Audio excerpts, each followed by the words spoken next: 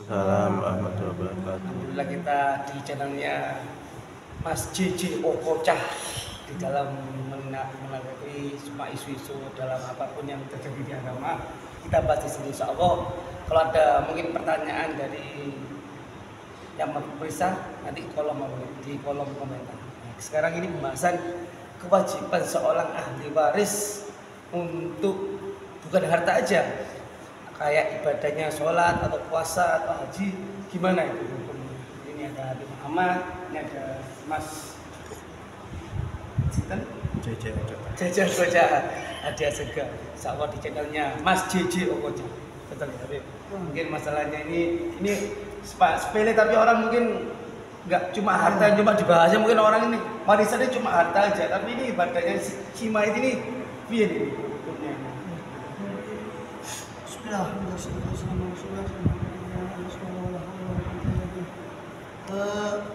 Memang orang yang meninggal dunia itu kan identik, kalau bicara peninggalan Iya, ya identik dengan warisan. Bahasa buktinya tarikah itu peninggalan, berarti identiknya warisan. Warisan itu asosiasinya cuma harta aja, harta, mulus, harta duit ini aja yang ditinggalin, tapi yang kewajibannya bukan hanya itu kan. Sebelum bicara warisan itu sebetulnya seorang itu belajar di bab waris, itu di bab waris pun sudah dibahas. Sebelum menghitung atau namanya membagi faraid atau warisan sesuai dengan bagiannya, maka ada beberapa hak yang harus dikeluarkan. Pertama kan memang pertanyaannya itu kan tentang seputar ini ya, sholat, jadi puasa yang kewajiban aja. Apa namanya istilahnya yang melebar sedikit tentang kewajiban orang yang setelah meninggal dunia. Jadi sebetulnya ketika orang meninggal dunia itu sebelum bicara kewajiban harta atau pembagian hartanya, dia harusnya diselesaikan dulu, diambil dari uang tinggalan itu. Untuk sebenarnya yang paling utama itu pemulasaraan jenazah. Pemulasaraan jenazah. Kemudian tentang setelah itu hutang-hutangnya, baik itu hutang kepada Allah, hutang kepada sama manusia. Nah, yang didahulukan itu adalah sesuatu yang berkaitan dengan zatnya harta itu sendiri. Jadi kalau masih ada gadai, masih ada urusan yang urusannya masuk sama zatnya si harta itu, si mayitnya. Hartanya mayit, maksudnya si hartanya. Kalau barang itu kan urusannya kan hartanya, yang digadaikan kan hartanya. Jadi urusan kepada zatnya si harta itu sendiri itu harus diselesaikan. Kemudian baru hutang-hutang setelah itu, yaitu hutang kepada Allah, hutang kepada manusia. Hutang kepada Allah seperti zakat, haji kalau dia belum haji. Kalau dia belum pernah haji, dia dikeluarkan ongkos atau misalnya badal supaya mengganti haji. Mengganti hajinya dia kan namanya istilahnya badal haji.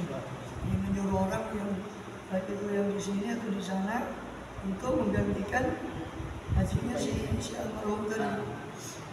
Ya, itu dikeluarkan, disisihkan.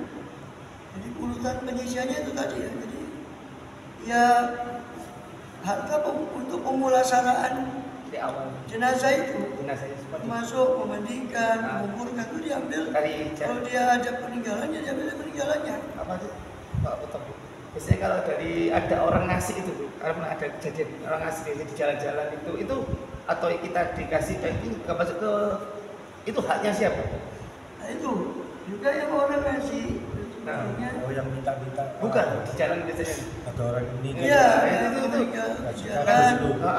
Ya, atau mungkin ya bukan hanya itu ya, mungkin bisa jadi ada semacam apa ya? Entah itu uang duka. Betul lah. Atau apa? Ya itu sekarang kan gini, prinsipnya orang yang sudah mati itu kepemilikan kan sudah gugur. Ya.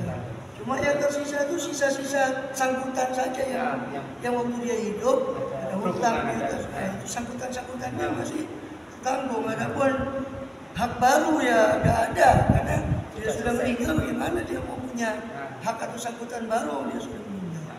Termasuk hak baru itu dalam arti menerima dan memberikan itu sudah selesai karena dia sudah meninggal. Nah itu ya jadi haknya siapa ya tergantung, itu niatnya itu memang kadang sulit ya, problematik ya. Dalam arti orang ngasih ke keluarga si mayit, ngasihnya memang untuk si mayit, tapi kan si mayitnya sudah nggak bisa menerima. Nah itu masalahnya. Jadi ya bisa jadi ya bukan pemberian mutlak. Itu kalau dalam kembali ke syariat itu harus jelas akadnya. Dia ngasih uangnya untuk apa? Umpama dia untuk kepentingan yang menurut dia umpama dalam versi kita nggak sedang bahas kontroversi tahlil atau tidak ya. Kita anggap kita sepakat sudah untuk tahlilnya, doa kepada orang yang meninggal untuk acara. Nah itu mungkin orang umpama titip ya, berarti itu seolah-olah dia mewakilkan.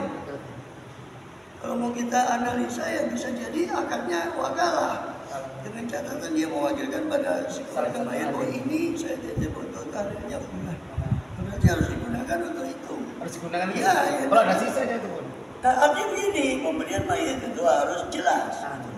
Ini harus jelas. Banyak orang yang harus jelas. Karena ya harus jelas karena si penerima siapa, umpama keluarga mayat yang bekas itu anak-anak si almarhum atau keluarga dekatnya. Ya, tapi itu jangan dijadikan, mohon maaf, nanti dijadikan objekan. Dari kerabatnya yang tidak berat. Ya paling ya kalau dikatakan istilahnya, kalau kita ingin mengambil apa ya, kan kita namanya ada takziah. Dalam istilah Islam itu takziah. Ini nggak apa-apa ya, agak melebar. Begitu kan? Nanti ujungnya nanti ke sholat sama puasa. Iya betul. Ini kan seputar orang meninggal ini banyak. Ada beberapa problematik. Jadi istilahnya pertama kalau kita kembali ke Islam itu ada namanya takziah bela sungkawa, walaupun sebetulnya perlu dicatat bahwa ucapan takziah baik innalillahi wa inna ilaihi raji'un atau takziah itu sendiri sebetulnya kalau kita ingin meluruskan ya dan break apa?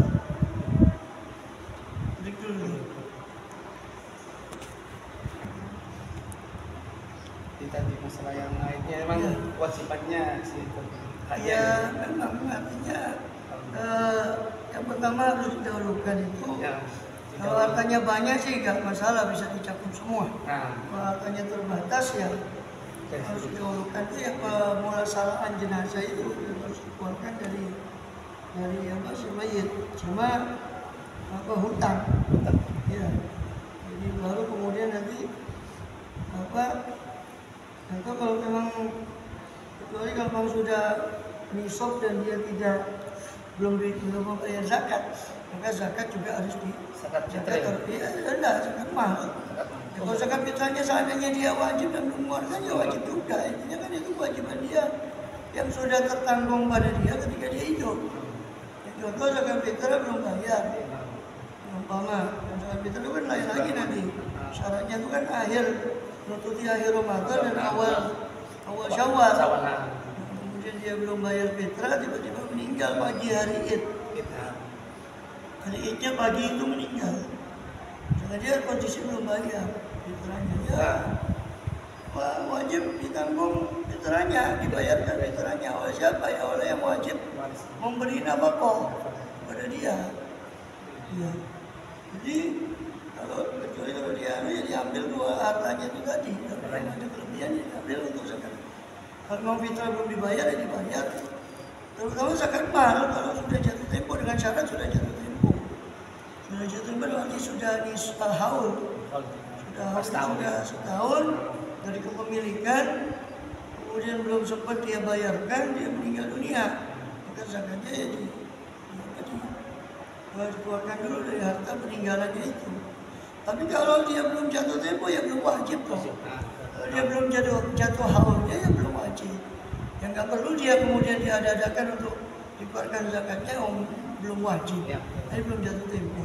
Yang kita bicara ini kalau sudah dia jatuh tempo, jangan dia belum membayarkan zakat itu, maka ya wajib dikeluarkan. Haji juga begitu. Dan mati sudah mampu, ternyata belum berangkat atau karena satu dan lain hal belum bisa berangkat haji ya harus dikeluarkan uang hajinya, iya wajib dikeluarkan uang hajinya untuk badal haji meskipun belum haji saat itu, tapi dikeluarkan disisihkan dulu dari uang peninggalan itu. Ya, kemudian hutangnya kepada manusia tadi Diselesaikan. Iya, diselesaikan. Nah kalau nggak punya uang, terus gimana ya utang? Nah, kalau nggak punya uang bagaimana? Kalau curhat listrik ke orang ini. kalau nggak punya uang, ya memang tidak otomatis ahli waris itu menanggung utang. Tidak otomatis. Kan biasa diomongkan waktu yang di mahkamah ya, diomongkan untuk masalah utang piutang sampai itu. Ya, itu kalau suka rela ahli waris. Nah. Kalau memang dia betul-betul tidak punya uang, ya, Nah, dia tidak wajib. Tidak wajib menanggung kecuali ahli waris sukarela, saya yang akan menanggung utangnya. Ini bukan dari ahli waris itu, dia yang si ahli waris itu sukarela menanggung utangnya atau temannya.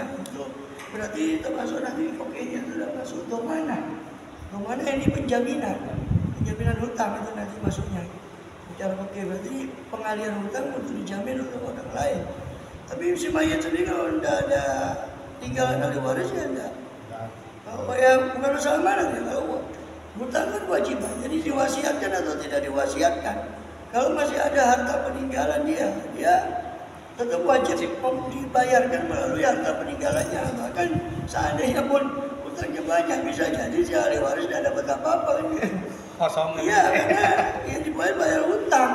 Kewajibannya wajib. Saya bukan bayar hutang. Kalau ahli warisnya ada sisa ahli warisnya, terus dia tidak mau membayarkan, terus yang mayitnya utang itu tetap gak terbayarkan, gimana nasibnya? Nah itu. Nasibnya mayit itu. Makanya kalau dia sarankan kan kita ada dalam syariat itu wasiat. Wasiat itu walaupun sunnah. Wasiat itu bentuknya umum ya, bukan hanya wasiat harta. Ini kalau saya mati, harta ini kasihkan kepada fulan, itu kan wasiat harta. Wasiat itu lebih umum. Kalau yang dibahas di fikih muamalah itu lebih sempit makna wasiatnya, wasiat harta. Tapi kalau wasiat secara umum itu wasiat apa saja, termasuk wasiat itu tadi wasiat hutang. Kalau saya masih ada saya kepada ini, tolong, nah itu dibayarkan. Nah, kalau ada wasiat begitu, hukumnya kan berubah jadi hukum wasiat. Wasiat itu harus dilaksanakan ketika si penerima wasiat mampu. Nah, makanya itu kan dikasih solusi kalau memang dia masih belum bisa membayar. So hutangnya agak repot ya urusan di akhirat. Bahkan sampai saking repotnya itu kan sampai dikatakan yughfaru lisyahid tidak diampuni untuk orang syahid kecuali hutang. Ini cara keluar ya, cara keluar ini. Bayangkan orang syahid, mati syahid itu kan suatu predikat yang tinggi. Ya, maka disebutkan kan minan nabiyyin wa siddiqin wa syuhada. Syuhada itu dibawa para siddiqin dan para anbiya. Kedudukannya di mata Allah itu di pandangan di hadapan Allah itu seperti dibawa kedudukannya para nabi dan para siddiq, para syahid itu. Tapi meskipun kedudukan tinggi, Rasul sudah mewanti-wanti bahwa diampuni orang syahid kecuali hutang. Makanya sampai kanjeng Nabi Rasulullah SAW kalau waktu hidup itu beliau dan itu di awal Islam ya, waktu di awal Islam belum ada Baitul Mal, belum ada macam-macam. Rasulullah jenazah tanya, ini punya hutang enggak? Bilang ada ya Rasul. Bilang berapa? Sekian. Terus peninggalannya ada dia, ada peninggalan sekian. Nah, Rasul kira ini sudah cukup untuk membayar hutangnya, baru beliau sholat menyolati jenazah itu. Oh baru selesai yang hutang ini? Jadi beliau menyolati jenazah, dia sudah mati saking beratnya, beliau tidak mau menyolati jenazah orang yang punya hutang. Jadi ketika ditanya ada lagi jenazah lagi di Bukhari, ya bukan gitu ya, kalau memang Rasulullah SAW menyolati itu bisa-bisa diampuni semua kan? Haknya itu orang itu untuk menonton kan tidak ada. Ya salah satu hikmahnya mungkin Allah alam seperti itu. Tapi yang jelas atau ingin memperberat sanksi sosial. Rasul itu seolah-olah dengan itu sanksi sosial dari orang yang meninggalkan hutang. Supaya hak sesama manusia. Intinya kan gini kata ulama, hukum adami itu mabniun ala musyahah. Hak sesama manusia itu dibangun berdasarkan sifat pelitnya manusia. Sedangkan hak kepada Allah itu dibangun berdasarkan sifat rahman dan rahimnya Allah. Sehingga kalau hak Allah, bukan kita meremehkan dosa ya, tapi kalau hak Allah itu insya Allah Allah memaafkan. Tapi yang sesama manusia ini agak sulit karena manusia tidak semua manusia berlegawa, berlapang dada, tidak semua. Tadi apa tadi? Masalah jadi karena itu di antara jalannya ada wasiat. Makanya dikatakan orang yang tidak menulis wasiat kemudian dia meninggal. Ada riwayat dia tidak bisa bicara di alam barzaknya, tidak bisa ngomong di alam barzaknya. Sampai-sampai orang mati lain mengatakan itu kenapa orang itu kok kayak bisu gitu. Bilang itu dia meninggal tanpa meninggalkan wasiat. Nah, padahal wasiat itu bahkan dikatakan bisa hukumnya wajib wasiat itu. Kalau menyangkut hak dia, maka itu bisa menjadi wajib. Atau barang titipan yang ada pada dia itu wajib diwasiatkan supaya orang kan tidak tahu nanti ini barang siapa. Itu menjadi wajib. Walaupun hukum asal wasiat itu sebetulnya sunnah. Tapi bisa jadi wajib ketika ada sambutan. Ya, ketika ada hak seperti hak titipan itu kan harus disampaikan. Itu bisa jadi wajib. Padahal hukum asalnya wasiat itu kan sunnah, tapi bisa jadi wajib ketika kasus tertentu seperti barang titipan.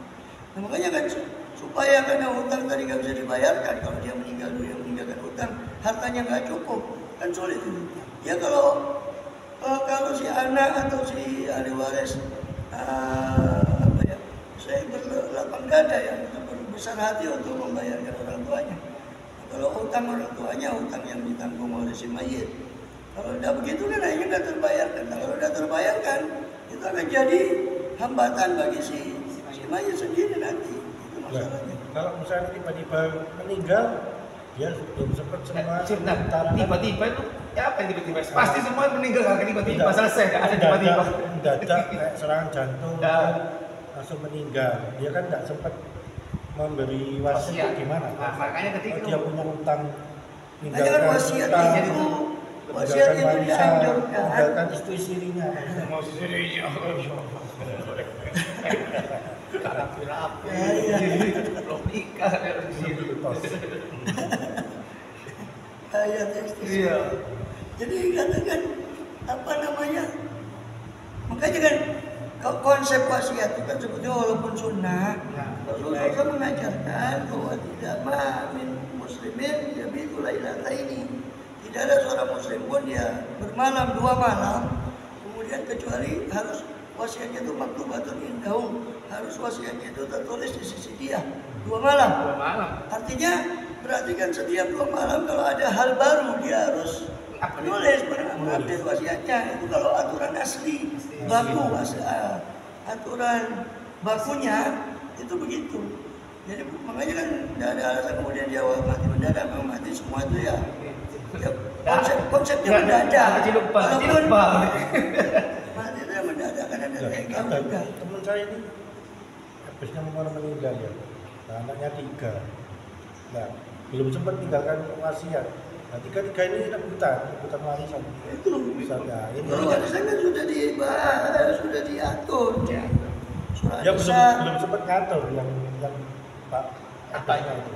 Ya kan tidak perlu diatur karena sudah otomatis kalau warisan itu ayatnya sudah jelas. Surah An-Nisa ayat 11 ayat 12. Sepersepernya itu sudah jelas. Ini dapat segini, sudah ada aturannya. Walaupun tidak diatur tidak apa-apa. Cuma yang menjadi masalah kan apa yang ketanggungan dia, yang orang itu nggak tahu. Nah itu kalau nggak di apapun itu barang titipan atau hutang atau apa saja, ya betul-betul barang titipan juga hanya hutang. Barang umpama ada orang gadaikan ke dia umpama, siapa yang tahu? Nggak ada. Nah, itu tanggungannya itu kan. Ya, artinya ya itu makanya solusinya itu ya dari wasiat itu sebetulnya. Mencocok nanti kalau ada apa dan aturan baku kan 2 tadi ya berhalang. Misalkan saya utang sama ini Pak Habib Badi, saku dada sebelum bayar itu nagihnya dianya waktu meninggal nanti ketemu di akhirat iya apapun bukan yang nagih itu bang kolektor atau malaikat Israel bukan malaikatnya urusan itu. Oh yang nagih lagi bukan sama utangnya itu. Iya dia ada pengadilan Allah kan itu kan kita urusan akhirat. Dia nagih bisa ketemu. Ya urusan akhirat kan kita nggak bisa logika masuk di situ kecuali kalau ada hadis atau ada Rasulullah SAW yang menjelaskan. menjelaskan masalah itu. Sehingga kan dalam masalah akidah, urusan akhirat itu kan urusan sam'iyat. Sam'iyat itu artinya cuma didengar dari hadis, kita nggak bisa mereka-reka. Sedangkan di hadis itu kan sudah dijelaskan bahwa orang itu nanti akan datang kadang dengan membawa amaliyah dia, sholatnya, puasanya, macam-macam. Tapi ternyata dia masih punya tanggungan. Nah amalnya ini yang dibuat membayar. Amalnya. Amal pahalanya. Iya, dibuat membayar, bukan hanya hutang. Dikasih no, berarti amalnya dikasihkan ke yang Juga orang yang punya yang ada hak kepada dia. Orang punya hak atas diri, ataupun atas dia. kayak gak minta maafkan gak ridho kayak gitu. Dia termasuk. Masuk itu. Bukan hanya hutang itu, bahwa dia betul-betul memukul atau apa, menyakiti, menyarukan nama baik dan sebagainya. Belum sempat minta maaf kepada orang ini. Ya sudah, nanti ketemu di sana. Amalnya. Amaliannya ini yang akan Saya pernah di sana. Bayarkan. Nah katanya apa? Selesai amalnya habis kalau yang menuntut masih banyak, kata Rasulullah SAW. Itu dosanya yang menuntut itu diberikan pada dia. Ini Dosanya dia diberikan. Dosanya orang yang menuntut yang punya hak dia. Itu diberikan dia. atau hutang atau apa itu. Bukan hanya hutangnya. Semua kezaliman, bentuk kezaliman, baik harta maupun non harta. Tapi Pak Ustaz ya, jadi kita ini utang ya, terus kita besok sama-sama meninggal itu ditagih sama pribadi. Memang pasti kita ketemu nggak di sana? Kan siapa tahu dia masuk neraka sama masuk surga kan? Sebelum proses itu kan sebelum Ada timbangan. final. Sebelum dibuang final. sama. Gajimu kurang jauh ini. Sebelum finalnya. Ada tahap-tahapannya. Itu stasiun terakhir itu kan ya. Iya. Semua masuk di kayak tadi belum ini yang bab sholat sama ini sampai bab utang tuh tak mau mandi semua. Bab sholat sama puasa aja sih mayat. Ayat yang paling panjang di Quran itu ayat hutang. Surah Al-Baqarah surat kedua ayat 282 itu ayat paling panjang tuh di Quran.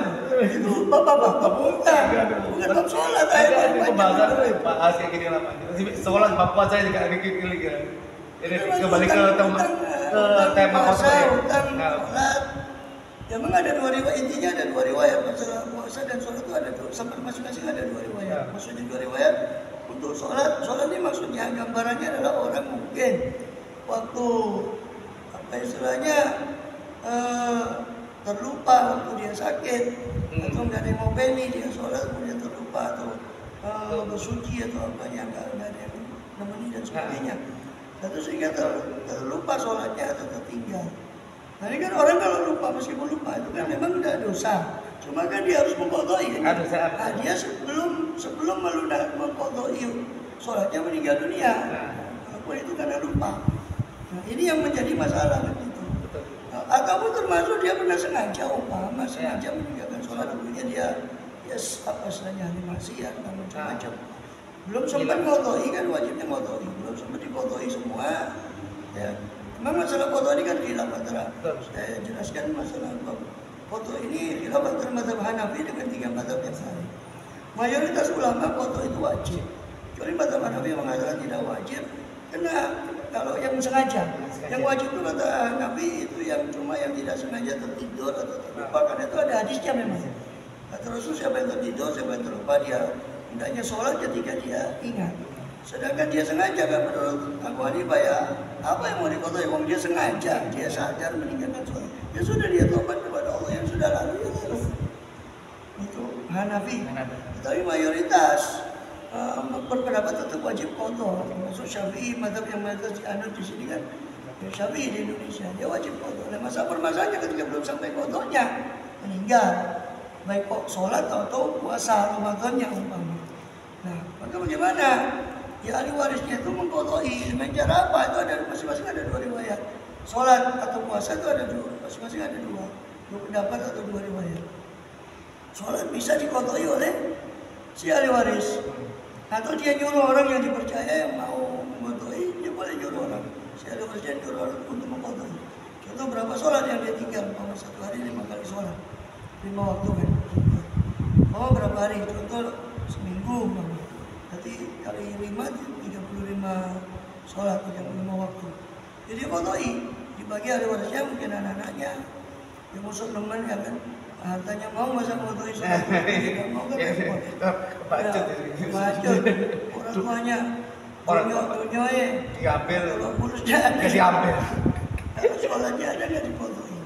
Nah itu dibagi apa untuk anaknya mempotoin ya, untuk mengganti sholat yang tadi itu. Tadi si mayit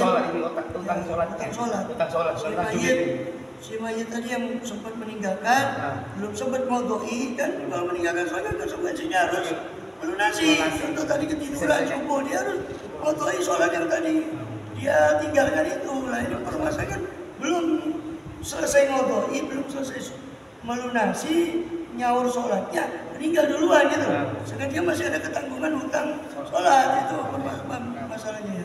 Jadi seperti itu. Nah, itu kemudian dibagi kepada ahli waris sholatnya berapa sholat, ya terserah di masing-masing dibagi. Sampai 35 sholat tadi 7 hari, 35 ya sudah dibagi masing-masing. Anaknya 7 dibagi 5 masing-masing umpama ini. Terserah lah, pokoknya intinya dibagi kepada ahli waris atau bukan ahli waris pun boleh. Sama temennya ingin atas izin, karena yang mewarisi kan ahli waris. Bukan ahli waris, umpang aja ini ahli warisnya. Temennya juga boleh. Boleh. Tapi izin dari ahli waris. Ya, atau ahli waris nyuruh orang, memang bukan upaya gimana. Orang tolong sholatkan. Sholatnya 5. Boleh, terserah. Itu udah bunga persennya berapa? Oh iya dong. Riba ini. Nyambung nanti jauh dari kontrol ini. Seperti gitu. Ya langsung nggak sembuh.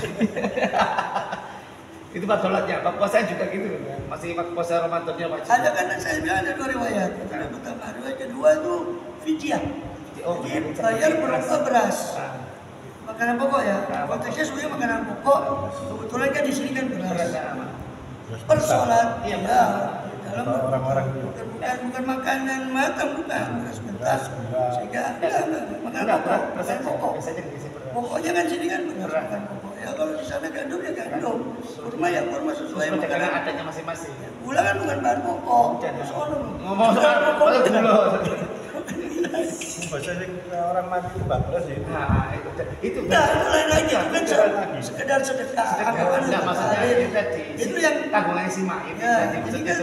Sholat itu, jadi sholat bisa 2 cara dikodoi, dibayari sholatnya oleh si ahli waris. Ya, si ahli waris itu menggantikan sholatnya, dia sholat sejumlah sholat yang ditinggalkan. Atau riwayat kedua, dia membayar gantinya sholat itu diganti dengan 1 mud.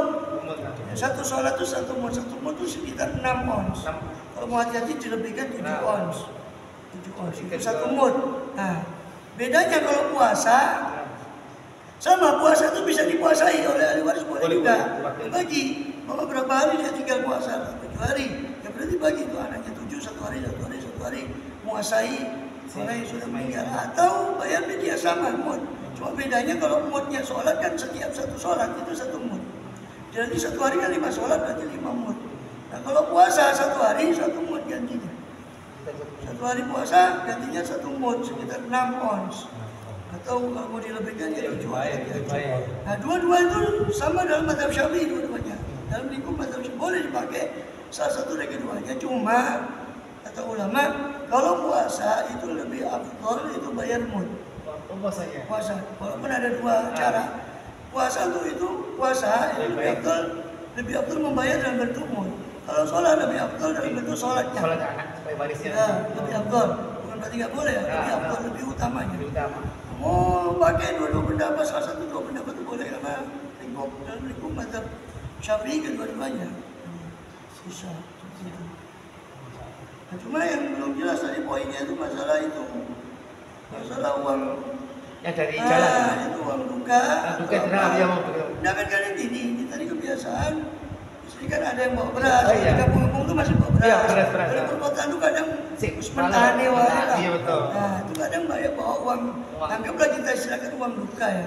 Semacam uang duka gitu. Iya biasanya. Jadi tetangga saya sendiri di kampung tuh suka usung beras di sini.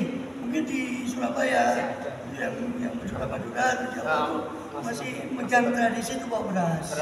Bawa beras, ya. Untuk makannya kan itu sebenarnya kan ada anjuran. Karena Sayyidina Ja'far bin Abi Thalib itu meninggal, Ja'far bin Abi Thalib istrinya sedih, suruh kau hibur mereka, kau kasih makan mereka. Karena orang waktu sedih itu kan apa ya, terpuk apa, sedih, larut dalam kesedihan. Itu malah kita dianjurkan untuk menganukan mereka makan, makan. Nah, itu urusan dia ada lebih dia buat tahlil dan sebagainya, itu urusan lain. Itu kan ada pembahasan tahlil dan kita nggak sedang bahas itu. Nggak bahas lain. Ini kan gimana? Ya berarti yang menerima ya yang bersangkutan, bukan si mayat, karena mayat sudah nggak selesai. Mayat sudah berpisah dari badan, dia tidak ada konsekuensi apapun. Konsekuensi kepada Allah sudah nggak ada, konsekuensi kepada manusia juga sudah tidak ada, sudah meninggal. Ya kan? Oh saya ngasih mayat, kasih mayat. Itu tidak bisa. Selesai. Tugasnya di dunia sudah selesai. Iya, terus punya siapa ya tergantung akad. Kalau dia ingin wakalah contoh, ini mayat itu temannya dia, ingin ditahlilin di sana, saya tak titip lah buat kasihan kalau ditahlilnya. Itu berarti kan wakil, perwakilan, makanya ini akadnya berarti wakalah. Ya harus jelas. Kalau memang mau memberi ya memberi pemberian, nanti yang menerima pemberian ya si anak itu yang memberi. Ustaz, kalau si anak yang menerima, kalau orang meninggal terus kita bawa kardus terus minta di jalannya diperkenankan atau tidak? Iya. Ada apa enggak tentang soal itu? Entah ya, itu kan apa ya, buang duit ya. Iya, itu biasanya orang-orang kayak gitu itu biasanya buang balik yang nyupir. Takut tiba itu tadi istilah padahal. Sial itu apa? Gimana nggak ngerti saya itu tradisinya. Kalau dia ya itu masakan tradisi. Sampai semangkoin biasanya. Ya, dibuang. Waktu itu orang meninggal dibuang itu terserah itu tidak malam-malam niat apa niatnya. Tapi kalau sekedar membuang biasa kan dia mubazir. Kalau niatnya untuk itu cuma kebetulan ya apa yang ngasih ya guys lembar itu niatnya dia. Kan nggak kenal ya kita sama. Ya walaupun makanya itu kan ada tanggung jawab. Walaupun sumbangan apapun masjid, bukan aja orang mati. Ya kan itu kan harus ada tanggung jawab. Ya dia mengumpulkan ya kan itu apa? Dirinya kah?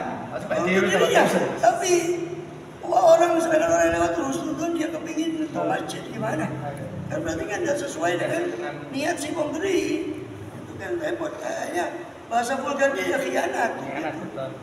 Ya harus disampaikan.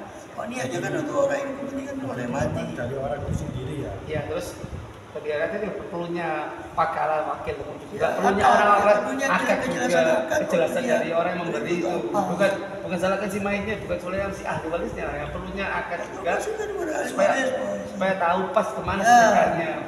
Perlunya ngaji juga ke ulama. Namanya sih jangan memberi ke pribadi ya. Kalau pribadi itu rawan penyalahgunaan. Itu kan nggak sultan sama orang, tapi kan kesempatan dalam kesempitan ini. Itu masalahnya. Lebih baik ini kalau misalnya titip buat ahli waris sih. Ngomong jelasnya itu. Anak-anak sih marhum bagus. Nggak harus atau terserah ini anak-anak sih. Marhum. Berarti bahasa Inggrisnya ngeslep. Sama apa itu? Siap. Itu. Ya kan lihat lah kalau nggak mampu kan lebih baik untuk yang itu. Betul. Tahlil apa kan nggak wajib. Itu kan tradisi apalagi dengan pasugatan subuhan yang terlalu mewah. Ini memberatkan orang yang ya bukan salah tahlilnya, tapi kan nanti kalau jadi beban sosial. Sosial lagi utang lagi kan tambah doang. Beban sosial itu terjadi. Kesian. Ya utang sana, utang sini hanya keperluan untuk acara. Itu kan tidak betul. Saya kasih ke atau anak ahli warisnya yang nggak mampu ya sudah. Ini saya titip buat anak-anak si marhum, ahli warisnya marhum. Jadi itu tergantung siapa yang memberi. Kalau mutlak itu yang repot, sudah ngasih gitu aja lah. Ini kan repot. Apa ini? Ya kalau dugaan kuatnya ya pasti kan ngasih untuk seputar orang yang meninggal. Ya berarti ya dugaan kuatnya harus disampaikan kepada keperluan yang mendekati kepada meninggal. Adanya bagi itu anak-anak yang masih datang dari ini bahaya ini. Pukuli cak. Ini Ya wis.